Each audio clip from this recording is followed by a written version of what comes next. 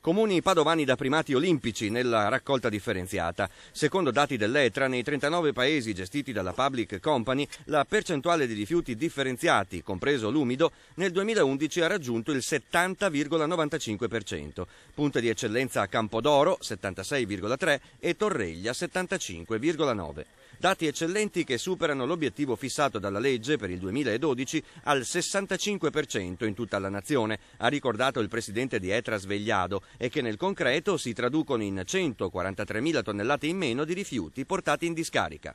Io credo che buona parte di questo tipo di risultato sia determinato dal grande lavoro che noi facciamo quotidianamente nelle scuole, quindi con l'informazione e percorsi educativi, ma anche e soprattutto dal fatto che i cittadini stessi hanno a cuore la sensibilità, sono educati nel poter rispettare la natura, sanno anche che per il nostro sistema la raccolta differenziata è un'alternativa credibile e sostenibile al fatto che ci sia un contenimento dei costi.